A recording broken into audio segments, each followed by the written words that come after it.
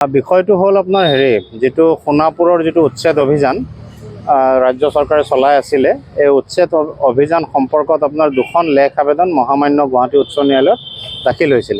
আৰু এই লেখ আবেদনকাৰীসকল হ'ল ম্যাদী পট্টা থকা আপোনাৰ তাৰে বাসিন্দা। প্ৰায় তেওঁলোকৰ আমাৰ হাতত যিখিনি তথ্য তেওঁলোকে দিছে, তেওঁলোক হ'ল 1923তে মানে তেওঁলোকক একচনীয়া পাট্টা বুলি যেটো কয় আপোনাৰ, সেই একচনীয়া পাট্টা তেতিয়াৰ দিনৰ ব্ৰিটিছ গভৰ্ণমেণ্টে দিছিলে। আৰু সেই মাটিখিনি গৈ আজিৰ তাৰিখত গৈ পেলাই ম্যাদী পাট্টা হৈছে। আৰু সেই অৰিজিনেল পাট্টা হোল্ডাৰবিলাকৰ সতি সন্ততি বা কিছুমানটো আমি পাইছোঁ এনেকুৱা মানুহ আহিছে আমাৰ ওচৰত, আপোনাৰ প্ৰায় 90 বছৰ বয়স হ'ব, তেওঁলোকো আপোনাৰ পিটিশ্যনাৰ হয়। গতিকে তেওঁলোকে সেই পাট্টা থকা মানুহখিনিকো ৰাজ্য চৰকাৰে যোৱা 13/9/2024 আৰু 14/9/2024 তাৰিখে আপোনাৰ জাননী জাৰি কৰিছিলে যে আপোনালোকে 3 দিনৰ ভিতৰত এই মানে বাসস্থান ত্যাগ কৰিব লাগে আৰু নহ'লে তেওঁলোকৰ এগেইনষ্টে ইভিকশ্যন ড্ৰাইভ চলোৱা হ'ব। গতিকে এই গোচৰটো আপোনাৰ অত্যন্ত গুৰুত্ব সহকাৰে ল'লে আপোনাৰ মহামান্য গুৱাহাটী উচ্চ ন্যায়ালয়ে। যোৱাকালিও ইয়াৰ শুনানি আছিলে আৰু আজি শুনানি কালত আপোনাৰ গোটেই কেছটো মহামান্য গুৱাহাটী উচ্চ ন্যায়ালয়ে ডিছপ'জ কৰি দিছে। ইয়াতে আপোনাৰ ন্যায়ালয়ে গোটেই তথ্যখিনি চালি জাৰি চাই পেলাই দেখিলে যে যিহেতু এওঁলোক 1923ৰ আগৰ তথ্য তেওঁলোকৰ হাতত আছে, গতিকে ডেপুটি কমিশ্যনাৰৰ দায়িত্ব আছিলে যে before issuance of the notice এই তথ্যসমূহ তেওঁলোকে চালি জাৰি চাব লাগিছিলে। কাৰণ চাওক, ট্ৰাইবেল বেল্ট এণ্ড ব্লক যেতিয়া ক্ৰিয়েট হৈছে, আমাৰ হাতত যিখিনি তথ্য আছে 1950ত আপোনাৰ সেই এৰিয়াটোত ট্ৰাইবেল বেল্ট এণ্ড ব্লকত ডিক্লেয়াৰ হৈছে, কিন্তু 1987ৰো এখন নটিফিকেশ্যন আছে regarding extension or the creation of the tribal belt in the Sonapur or Dimoria.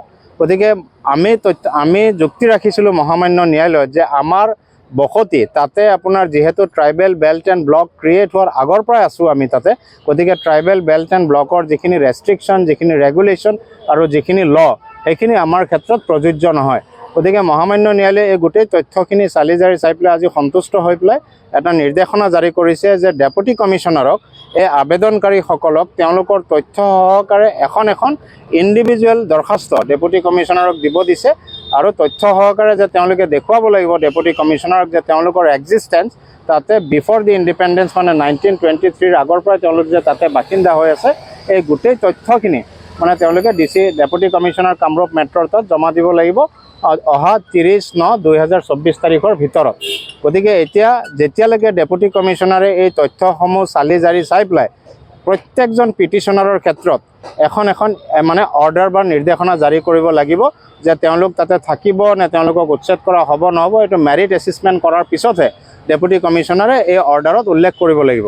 আৰু যদি ডেপুটি কমিশ্যনাৰে দেখে যে তেওঁলোক হয় 1923ৰ আগৰ পৰাই তেওঁলোক তাতে বাসিন্দা হৈ আছে, গতিকে তেওঁলোকৰ ক্ষেত্ৰত আপোনাৰ মানে যিটো ট্ৰাইবেল বেল্ট এণ্ড ব্লকৰ যিখিনি rules and regulation as per chapter 10 of the Assam land and revenue regulation 1886টো প্ৰযোজ্য নহ'ব। গতিকে তেওঁলোকে তাতে আপোনাৰ এজ এ নন ট্ৰাইবেল হ'লেও ট্ৰাইবেল বেল্ট এণ্ড ব্লকত থাকিব পাৰিব।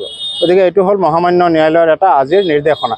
আৰু ইয়াতে আৰু এটা কথা কিছু আহিছে, আজি যিটো নিৰ্দেশনা জাৰি কৰিছে এই নিৰ্দেশনাৰ লগত সংগতি ৰাখি ৰাজ্য চৰকাৰৰ ফালৰ পৰা এটা মানে যুক্তি দৰ্শাইছিলে যে এই গোটেই এক্সাৰচাইজটো তেওঁলোকে আপোনাৰ PIL 78/2012ৰ যিটো নিৰ্দেশনা আছিলে যোৱা 9/12/2019 তাৰিখৰ সেই নিৰ্দেশনা অনুযায়ী এই এক্সাৰচাইজটো তেওঁলোকে মানে উচ্ছেদ অভিযানটো চলাই আছিলে। যিহেতু মহামান্য গুৱাহাটী উচ্চ ন্যায়ালয়ে কৈছিলে যে ট্ৰাইবেল বেল্ট এণ্ড ব্লকত মানে নন ট্ৰাইবেল মানুহ থাকিব নোৱাৰে। এই নিৰ্দেশনাটো গৈ পেলাই মহামান্য উচ্চতম ন্যায়ালয়লৈকে গৈ পাইছিলে আৰু উচ্চতম ন্যায়ালয়ে কৈছে যে এইটো ৰেম্পেণ্ট বা ব্লেংকেট এপ্লিকেশ্যন নহ'ব, এইটো কনচাৰ্ণ ডেপুটি কমিশ্যনাৰসকলে আপোনাৰ ইণ্ডিভিজুৱেল মেৰিট এছেছমেণ্টটো কৰিব লাগিব, কৰি পেলাইহে মানে পিটিশ্যনাৰ ৱাইজ বা এজন নাগৰিকৰ সেই তথ্যখিনি চালি জাৰি চাই পেলাই যদি দেখিছে যে তেওঁলোকক ট্ৰাইবেল বেল্ট ভেকেট কৰিব দিব লাগে, তেতিয়াহ'লে এটা উচিত সময়সীমা তেওঁলোকক দিব লাগিব। গতিকে আজিৰ হিয়াৰিঙৰ মূল কথাখিনি বিষয়বস্তুখিনি এইখিনিয়ে হ'ল। লাষ্টত গৈ পেলাই মহামান্য ন্যায়ালয়ে ক'লে যে এতিয়া আমি ডেপুটি কমিশ্যনাৰৰ তাতে গৈ পেলাই এপ্ৰ'চ কৰিব লাগিব আৰু আমাৰ তথ্যখিনি তাতে জমা দিব লাগিব ডেপুটি কমিশ্যনাৰৰ তাত 30/9/2024 ভিতৰত। তাৰপিছত ডেপুটি কমিশ্যনাৰে আপোনাৰ সেই তথ্যসমূহ চালি জাৰি চাই পেলাই এখন ইণ্ডিভিজুৱেল অৰ্ডাৰ দিব।